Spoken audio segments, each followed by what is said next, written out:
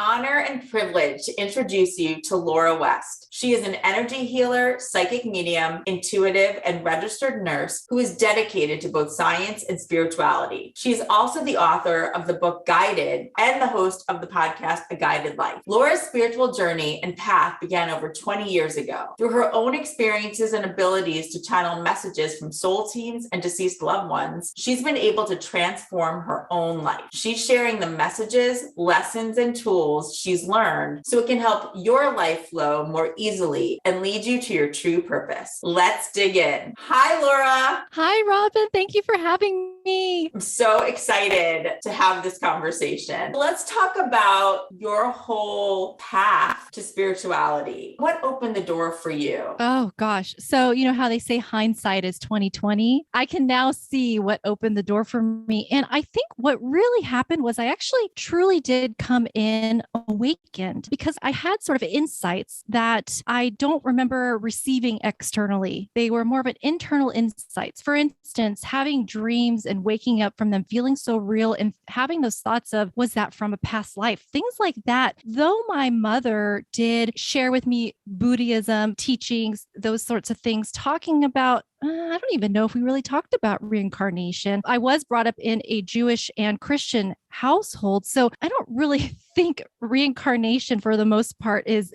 part of any of that. Probably that. And we touched on this when we first met because there really aren't many people that I know that grew up in both a Christian and Jewish home, but I did. And so I couldn't believe that you did as well. And I know for me, I made certain choices early on in life because I was exposed to both religions. So what was it like for you? I think what really helped sort of set the tone for my spirituality was being shown the different aspects of different religions, such as Buddhism, for instance. I just keep bringing that one up because that was the only one that keeps coming to mind. So mom would share, because it was all about for her showing the positive and the love from different religions through her. So in my upbringing, it was mostly going to Korean church, actually, because my mother is Korean. And so it was all about learning about love. And even if it came from other religions, my mother was open to it. My father too. But from my father, I received other things. I received from him the idea that anything is possible. He is a big Star Trek fan. We would watch X-Files together, and he would make comments that I had never heard anyone say before, such as he felt like he was born too early because he's so into technology. So all of these sorts of ideas, these moments of being able to really think and have insight into these thoughts that I probably would not have had otherwise if I didn't have my parents as my parents. So I feel like a lot of that gave me that basis, that foundation. When did those dreams start for you? Yeah, you know what? I don't remember exactly, but I was definitely grade school. And then kind of a lot of things happened from mid-teens to early 20s. My paternal grandmother passed away, and it was significant, not only because she was the first of a family member for me to have passed away, but also because the night that she passed away, before we knew she had passed away, she visited me in my dream and I saw her. She looked great because we had just seen her in hospice that day. I said, "Grandma, you look all better. You look better. You look good." And she says, "Yes, I am." And then the next day we found out she had passed during the night. So that was my first dream visitation. And then around that time, I can't remember if it was before or after this happened, I had a dream visitation with Jesus. And that one was really strange. Oh, well, hang on.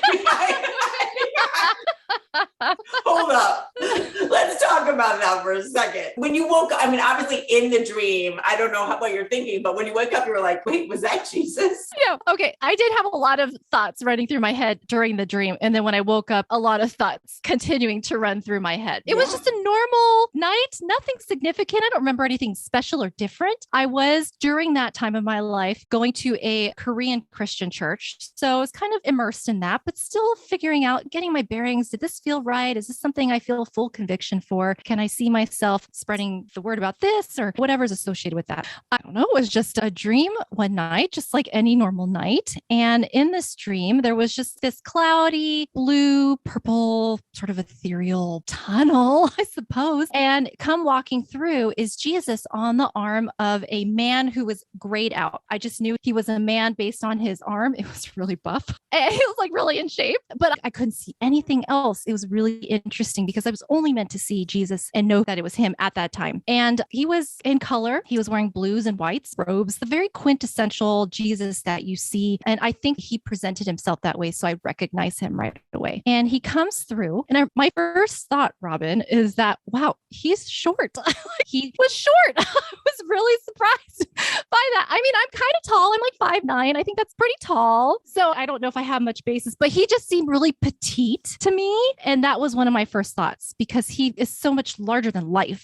Yes. I don't know. I was surprised by that. And then he comes through, he walks over towards me and he just asks me one question. All he asks me is, will I spread his word? He asked me, will you spread my word? And the millions of thoughts started coming through my head of, well, I don't even know if I think I'm a Christian. I don't want to evangelize that. I'm not comfortable with this, that, all these thoughts. And so what finally came out of my mouth was, I'll try, because I had a feeling that, I mean, I couldn't say no. I couldn't say no to Jesus. But at the same time, in my heart, I was like, I can only share what feels right to me. So, and truthful, right? Yes. And truthful. Yeah. Absolutely. So in my mind, I'm kind of thinking if by saying I try, it'll allow me to sort of wait and see how things play out. He seemed satisfied with that. Because then he and the grayed out man turned around, they left and went back through the tunnel, and that was it. If I dreamed more than that, I don't remember. Right. Everything was overshadowed by this dream. So when I woke up that morning, I remembered every detail. I still had emotions about it. And all those details stuck with me to this day. And I'm 40 now. As soon as it happened, I knew it was a visitation. And I said a lot was kind of happening around that time. I was getting a lot of visitations at that time because I don't know, maybe it was a year or two later. I then started picking up my first Sylvia Browne books and I learned about spirituality and I could not get enough. It resonated with me. It was what I was searching for. I found it. But that dream came back to me. And now I'm thinking, well, how does this fit in with Jesus? Because to me, they were separate. To me, Jesus belonged to Christianity, Catholicism, all those religions. And that was it. But I said, you know what? I'm going to go with it. So I just continued to read up about spirit guides for the first time and the possibility of reincarnation and how it doesn't only belong to one religion. We all do it. And ideas of what the other side actually looks like and what we do on the other side. And all of these profound, it was like bam, bam, bam, just profound moments. I could not get enough. And in one of the Sylvia Browne books, she had mentioned in there, everybody has spirit guides. You can ask your spirit guide to visit you in your dream. And that sounded good to me because I'm a big scaredy cat and I don't want to just see my spirit guide like an apparition. Yeah, just like all of a sudden appear in front of me. That would freak me out. So I liked the idea of visiting me in my dreams. So I asked my spirit guide to visit me. And about 2 weeks, I had a dream and it was very profound. It stuck with me. It was very short though, but to the point. And there was a man in this dream and he was kind of actually floating above the ground, but the ground was not solid. There were like beams. I don't know. It was really weird. And it was very dark, almost pitch black. It was interesting. And when I saw him, I knew to ask him, are you my spirit guide? And he said, yes. And then I asked him his name and he told me his name is Jason. And that was it. That was it for the dream. But that was all I needed because now I work very closely with him and others on my team as well. But that was sort of like the third dream visitation that I had all in that time frame of 5 years. How did you know it was a visitation versus a regular dream? That is a great question. And I would say that there are several key factors. One being the emotional impact that it has. So even dreams where you feel like you were someplace and it felt real, that would also be,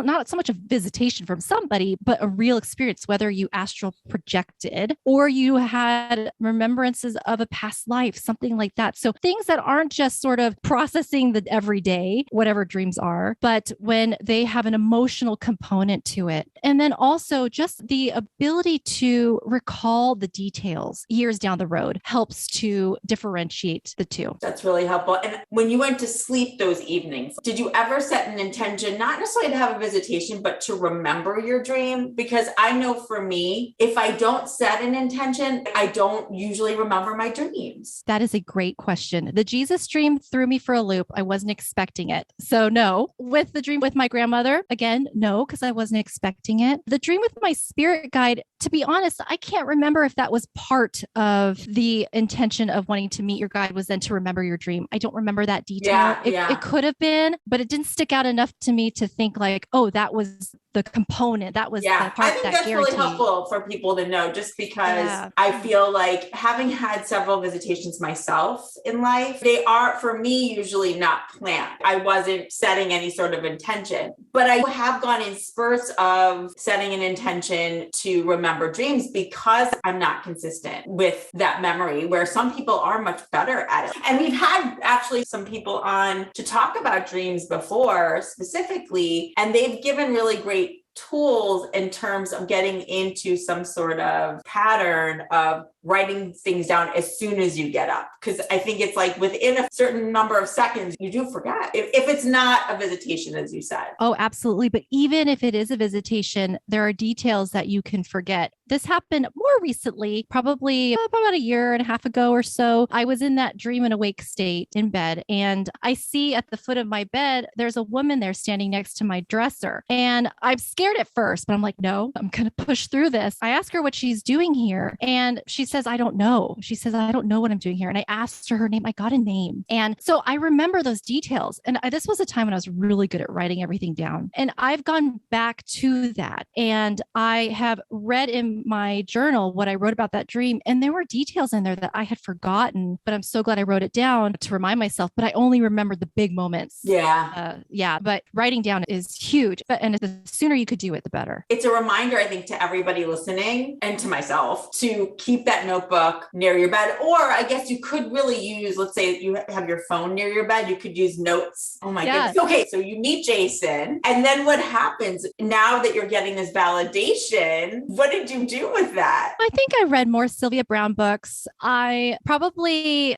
I don't know, maybe several months after all of this discovery, I meet this guy. And long story short, it was probably the most toxic relationship that I have ever been in. And if Jason was there in my ear telling me red flag, red flag, red flag, when I first met this guy, I didn't hear a thing. But I also wonder if I was meant to experience that relationship. But I know I was in it a lot longer than I was meant to, because I started getting those spiritual 2x4s. Yeah. I got the red flags, and then things just started going spiraling down, down, down, till finally I was like, I am so done with this. I can't do it anymore. Thank goodness. And as soon as I did that, I became indifferent. And that was even better than angry, because there's no more emotion there. And then after that, I was in nursing school at the time of that relationship. And then I got my first job, and then I met my now husband. We did the whole thing. We got married, bought a house, had kids. So very grounded, sort of setting myself up in life. And in doing so, I wanted to sort of follow the more Christian thing, because my husband's Christian, and I wanted to give my children something that they could grow up with. We found a really great non-denominational church, and it was all about love. And I loved that, because I will say the Korean church that I went to before was very much that if you don't believe in Jesus, you're going to hell. And it scared me for my father's sake. So I was like, oh gosh, I just do not jive with that at all. So when I found this other Christian church, it felt really good. All the messages of love, still kind of like, sorry, Jesus, I don't think you fit in with me the way the Christians want you to. So still sort of wrestling with that. And then, but spirituality still resonated with me. You obviously had read those books. Did you start noticing in your day-to-day that you knew things and you didn't know why? Was there that element to things? Not yet. I think at the beginning, I was so much in input information mode that there wasn't time to stop and see what I was picking up on, or even know I could do that stuff. And like I said earlier, hindsight's 2020. Now I can see how all of my experiences have led me to where I am now. This was like laying the foundation. Absolutely. Yeah. What happened where all of a sudden things kind of took things to another level for you? Yes. Okay. So meeting Jason, finding those Sylvia Browne books, I call that my spiritual awakening number 1. Number 2 happened more recently. This was in 2019. And I did something where I went against my intuition, and I knew my intuition was telling me not to do it. I felt it. I knew it, but I did it anyways. And I got into some trouble. This was at work. I got into some trouble, and I do not like to get in trouble at all. I think I got traumatized from that. So I learned quickly quickly. I usually don't have to learn things the hard way, except for that first relationship. And all I wanted to do at that time was I knew my intuition was talking to me. And I said to myself, I want to learn to hone into my intuition. And at the time, what that meant to me was I just want to know what it feels like when I shouldn't do something. That's what it meant to me. And now I know intuition means so much more than that. And it's so much more complicated, but in a beautiful, amazing way. So that's what I thought I was doing. A dear friend of mine, she's like, you have to see the psychic. She's amazing. She's local. So I went to this local new age store and I went to see a psychic, and she told me that I was very intuitive. And I'm thinking to myself, I know, because I feel that when I'm not supposed to do something. But I was asking her, how do I hone in on that? How do I make it so loud and clear that I can't ignore it when it tells me not to do something? And she told me you have to start meditating. Well, like I said before, I'm a big scaredy cat. And to me, I'm thinking, oh my gosh, meditation, I'm going to be opening up my body to whoever wants to inhabit it, because meditation, my soul goes somewhere. I don't know. I mean, crazy thoughts right now in retrospect. So, but then she told me, you are so loved and protected, you'll be fine. And that's all I needed to hear. So I was like, okay, I start meditating, thinking that it was going to help me to relax, calm down, maybe get more in tune with my intuitive red flags whenever it would wave those. So that's kind of what I thought. Well, boy, did that really jumpstart spiritual awakening number 2. I started meditating every day. I would meditate right before work, just quick 5-10 minute meditations, either using an app or YouTube or something like that. Do guided meditations. I really like those even still. And one thing led to another where I realized I was channel writing. Another psychic told me I was channel writing. And when I realized that I was channel writing my papers for school, I decided, well, what would happen if Can I stop you for one sec? Because what does channel writing mean? I think people listening may not know. Yes. So channel writing is basically using you as the vessel to get the words from spirit, whoever on the other side, onto paper, a laptop, whatever it is that you're using. It could be words, it could be drawings, whatever it is that you're sort of portraying, the information that's being given to you from the other side. For me, it sort of enters my mind as words or thoughts in my voice, but they're not mine. And I just kind of write what comes, and they form sentences, they form single words, and you can go in asking a question and then just doing that. So channel writing, you're literally like a channel. Some people call it download writing as well. It's very similar. And so I was doing really well in school. I went back to school to get my bachelor's and then my master's in nursing. And I was doing really well in school, and writing the papers was the part that scared me going back to school, because I didn't think I was a very strong writer. And when I realized that the papers were coming naturally, I was like, oh, I'm actually really good. Maybe all my life experience, I'm an adult, I can really articulate my words. And so we had this Scorpio party, because myself and several of my friends were all Scorpios. So we had this birthday party. We invited this psychic to come, and she did individual readings. And she told me, without knowing I was in school, she's like, oh, you're channel writing. You're writing a lot. I said, yes, I am. Well, yes, I am writing a lot, but channel writing, what? And so she explained to me what was going on. She says, you could pat yourself on the back and think you're doing a great job, but you're really getting so much help on the other side. I said, hey, whatever helps me pass my classes, I will take it. So yeah. And so I'm like, wow, channel writing. I'm channeling unintentionally. What would happen if I channeled intentionally? And so that night I got a notebook and I just wrote some questions down, and whatever came, I would write. And I was fascinated by it. And I started reaching out and doing it for my friends. And the messages were resonating with them as I connected with their guides, not my own, but their guides. And it resonated with them. And then following those intuitive breadcrumbs that I had started to learn to get accustomed to, knowing what it felt like within me, I decided to do an energy healing class. I thought it was a great way to sort of parent both my nursing and my spirituality. So I took an energy healing class that opened up so many things for me, both spiritually and with the people that I met, and just where it took me in life. And I'll tell you, when I was driving to my energy healing class, I had a profound moment where my guides, I now know my guides, told me at that time that the reason why I'm learning all these things, energy healing, channel writing, reincarnation, did some past life regression and things like that. I was sort of dabbling, jack of all trade, masters of none. The reason was because everything that I was learning was not going to be just for me. It was going to be for other people. Hence the podcast, hence the book, hence social media, hence everything. And so that was a profound moment on my way to the energy healing class. And so just continue with the breadcrumbs. I then was interested in exploring mediumship once I felt comfortable working with my soul team, I call it, my angels, my guides, whoever. Once I got comfortable working with them, then I was ready to explore mediumship. And again, being a big scaredy cat, that took me some time because I'm thinking if I say yes to mediumship, I'm going to start seeing ghosts walking around me or things all of a sudden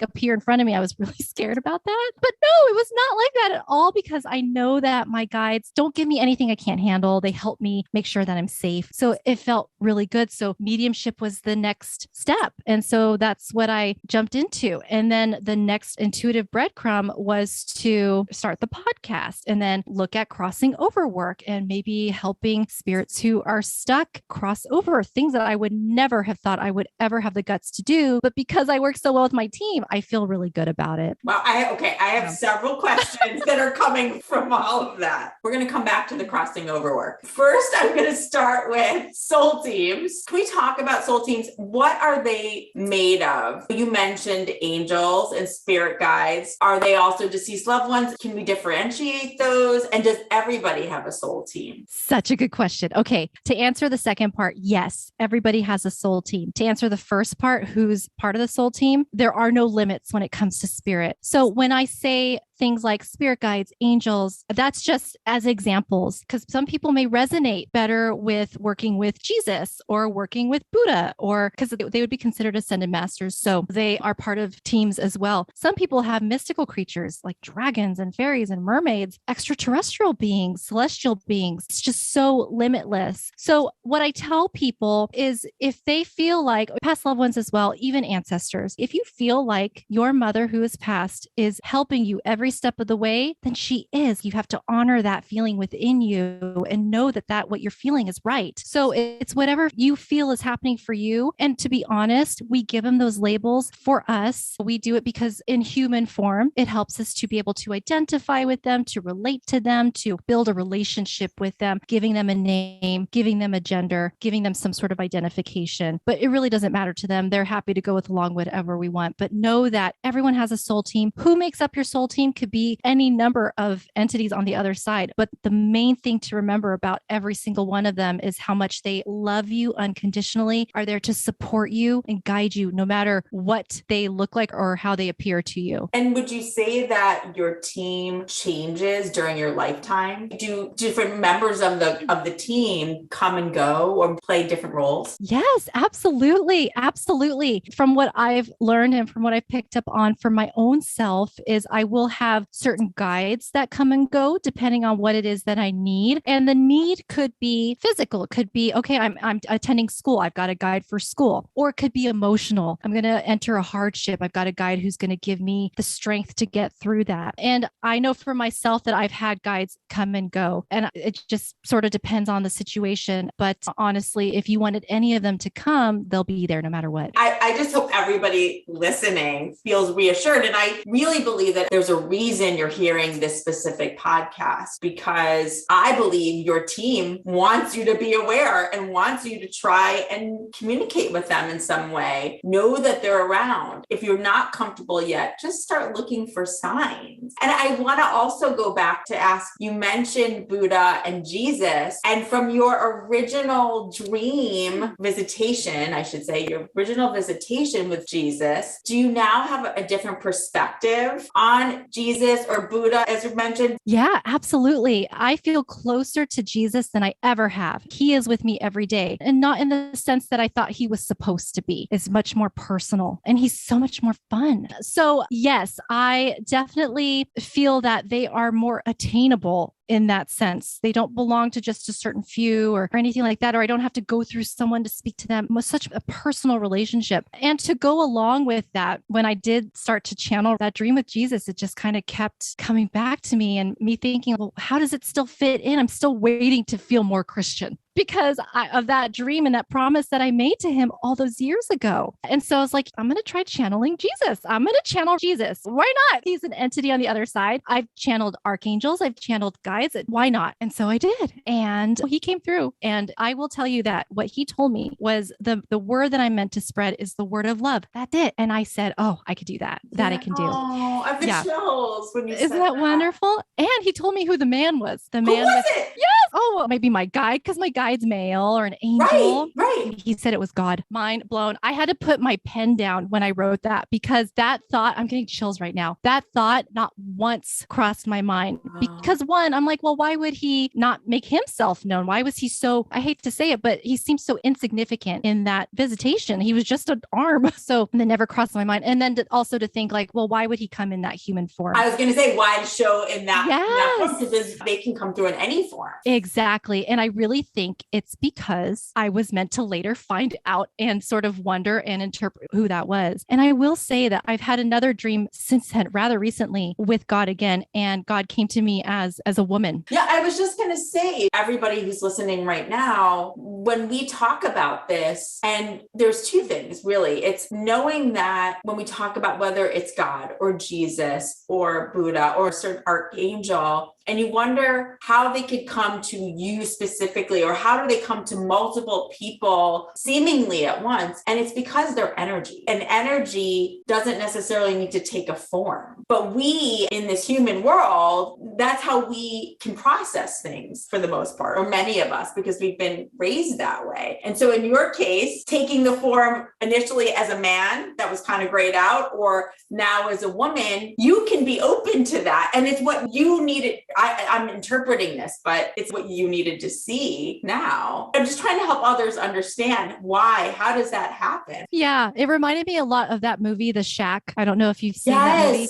Yes. It reminded me of that, how God did show up first as a woman and then later as a man. So I don't know if that had any influence, but that was a pretty intense dream. Actually, that's the first time I've shared that. Oh, thank you for sharing that. When God came through in that way, did you ask who it was and you heard, you were able to know right away, or was it a feeling? I feel like at first I didn't know. At first I thought guide or angel because she just came to me just like another person. When you think angels singing and lights glowing and thunder, I mean, that's how we've been raised. So when she walked up to me, I was just kind of thinking more along the lines of guide or something like that. And I followed her. They were having a barbecue. It was her and it was a woman and a man. And I believe that the woman was one of my other guides named Lana, who I've met before in a dream. Same thing. Asked her if she was my guide. She said yes. Asked her name. She said Lana. Same thing. And then the man who I believe was my guardian angel, I met him through a guided meditation before. And they were having a barbecue and they were talking about how it was a vegetarian barbecue, like there was no meat, which was really interesting. I'm not vegetarian, though I have been before, but so it's not like it was my practice. And it evolved to where I didn't have much interaction with who I believe was Lana and who I believe was my guardian angel, who I was told his name's Smith. They were just really kind of there in the background. But with this woman who came to me as God, I did have more interaction with her. And in fact, at one point, she was looking in the closet doing something. And I was having this discussion with her about being fearful of putting myself out there more and the naysayers and things like that. And what she said to me, and maybe others will resonate with this, what she said to me was, worrying about that is going backwards. So not to worry about that. You got to look forward. And that's what I needed to hear to be all right. I felt really good about that. Yeah. Oh my goodness. Thank you for sharing. Oh, you're welcome. That is so powerful. If others want to connect with their soul team, what would you suggest? Yes. So there are several ways, and the ways that I tend to share are the ones that have worked for me. So I know they work, but know that it's not limited to that. So asking to meet them in your dreams is a great way. If you wanted to throw in the caveat of that, you'll remember your dreams. Absolutely. Another great way is through a guided meditation. I've met a couple guides through a guided meditation. So that worked really well. The guided meditation, though, that does require you to have some level of trust already. So trusting what comes through, not second guessing that what it was is not who you initially thought. So that does require some work on trusting what comes through, trusting your intuition. And then another way is channel message, like through. You could certainly do it through channel writing as well. Again, that comes with a degree of trust and sort of being able to maybe disassociate your thoughts. But that's why channel writing or channel typing is so great, because it gives your brain a task. It gives it a task to do to kind of help keep it out of the way when you're wanting to see what comes through outside of you externally. Yeah, I agree. I find that really helpful and a powerful tool. I'm listening intently because I want to do this myself too.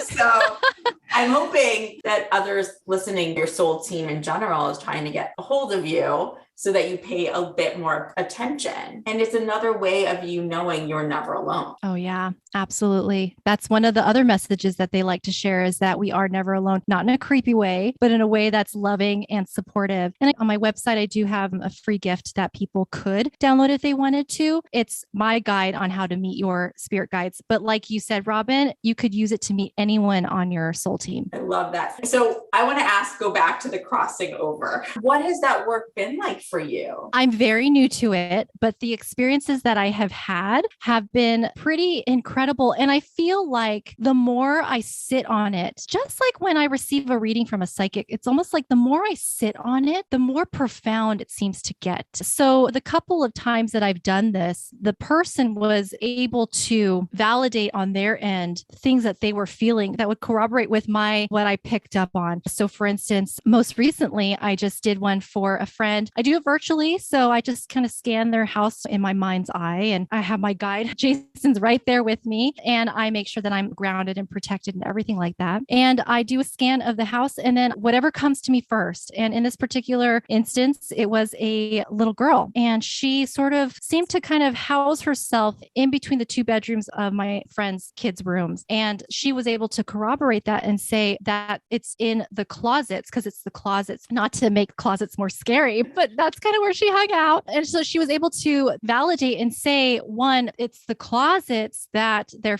fearful of. And my friend actually was, I think, helping one of her daughters go to sleep and she picked up on something in the closets. So just being able to corroborate those stories is really helpful for me to make sure that I'm on the right track when I'm doing this work. And there's just working very closely with my guide, Jason, with every step. What do I do next? What do I do next? And then he tells me what it is that I need to do to help this person who's stuck to cross over. And I will say that the little girl, she was a little bit scary at first. She looked a little bit like, I felt a little bit like The Grudge, just a little bit. So I was, oh my God, stop it. Oh. I'm serious. Okay. But listen to this. This is the good part. When I got past that, okay, you're a little bit scary, but I got past that. And her grandma was there. Who she had crossed over already. Grandma was there. Grandma helped. I'm getting chills now. Helped to bring her over. I think they had some sort of good relationship. And just when the little girl saw me, she wasn't like standing there creepy looking. She was kind of in fetal position, scared, but she was dark hair, long, dark, straight hair, just dark looking energy because of the low vibing energy she was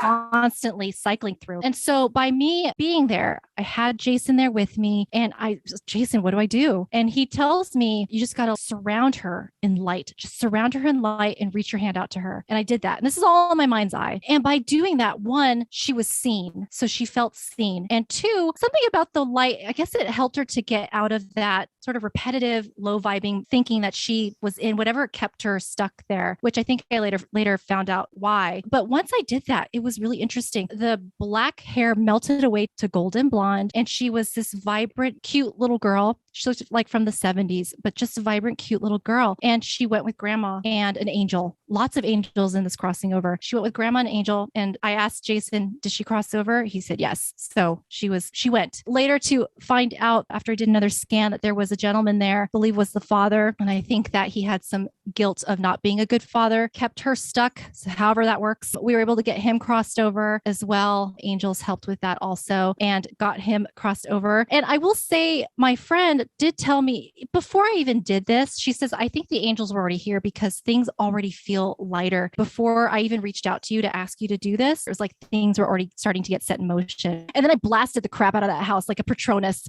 with like white light. I'm like, let's get those Dementors out of there, whatever's in there.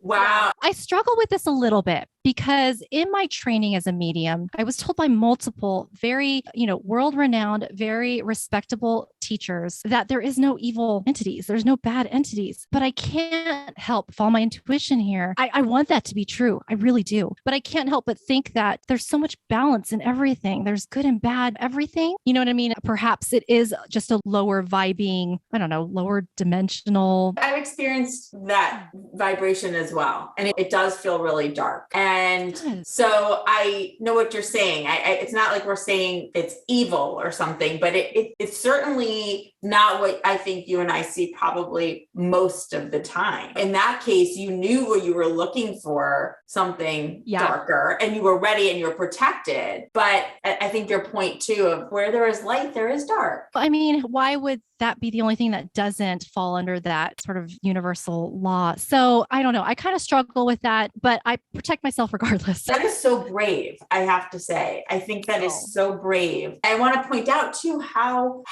when you look back, all of this work that you're doing now has really come in these recent years, and how quickly, once you opened yourself up, you had this foundation, and look what you're doing. And I think it's that trusting of both yourself and your soul team, and specifically your guide, Jason, and angels. You have such trust in all of that you're able to do such spectacular work, whether it is helping somebody remove entities from their home or their being, or connecting them to a deceased loved one or to their soul team. That's such life-changing work. And I'm just so grateful, and thank you for doing it, and thank you for trusting. And I just want people listening to understand that once you have this opening, it's all divine timing. Because as you said, you totally had this inkling for decades, but it wasn't really until now that it all came to fruition in these last few years. Yeah. And I think that's a really important point that you bring up. I do have a lot of trust with my guides, with my teams, but it took years. And so the reality is that it does take time, and you have to be willing to nurture that relationship. I always compare it to everyone's doing these DNA tests, and you find out that you have a long lost half sister. You're not going to all of a sudden connect with them and everything's peachy keen and you guys love each other instantly and get along and everything's great. It takes time to build that relationship. Just like when you first meet your spirit guide, it takes time to build that relationship, but they're so patient with you, and the love is so unconditional that they will wait for you, and they'll wait till you're ready. That's such a good analogy. And talking about universal messages, you mentioned love as one of them. Are there certain specific messages that you hear that you can share with everyone listening? Yes,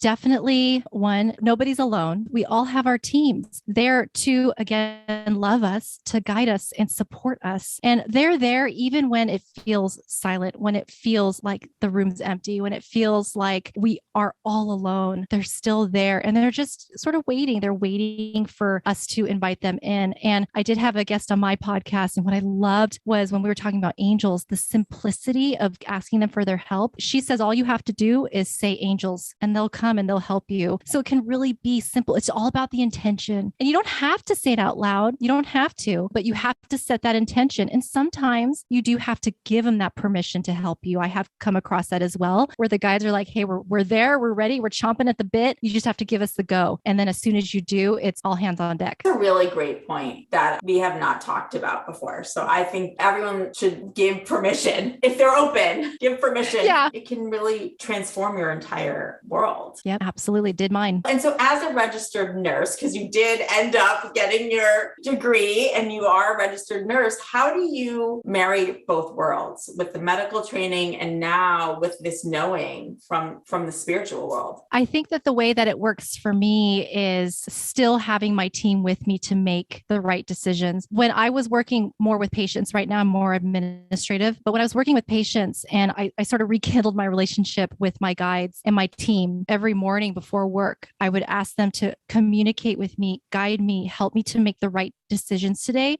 say the right things, do the right steps. And I will say, I was able to see it work. We had one instance, a woman, she just collapsed in the clinic. I mean, it's just like a clinic. Like you go to the doctor, you get a pap smear or something. It's just like a clinic, but she collapsed for whatever reason. And I just knew what to do. And so I really credit the help of my team. I mean, yes, my training as well, but that doesn't happen very often. People walk in and out. They're in to see the doctor and then they leave. I'm not in an ER where I'm used to having to do the CPR and everything like that. So at this time when I was able to get it done and know what to do, it felt really good. And I really do give a lot of credit to being guided because I asked for that and I allowed it. Other things too, like where I use them probably more behind the scenes and also having a better understanding that everybody's here on a journey. Everybody has their own personal story, the reasons why they're here. Everyone's really doing the best that they can. And just knowing that because it's all about love and how our guides love us so much and being able to be witness to that and be the voice for that when I do readings for other people. I can't help but infuse it in my everyday and infuse it in my thoughts. And so towards other people, I have much more compassion, I believe, much more empathy and sympathy, not in a way where if they're having a bad day, it affects me. I'm able to, I think nursing helps me with that, to be able to sort of separate myself from that so that I can think clearly. But just having compassion for people. Sometimes we'll be driving down the road and I'll just look at all the different cars and think of the people driving those cars. And I get this overwhelming sense of love for every single one of them. And I don't know who they are. I don't even see their faces, but I have this love that we're here, you, Robin, me, everyone else in this world, we're here to experience life, expand our souls, whether or not we realize it, and to do good. And for the vast majority of us, we do it out of love, and we search for love.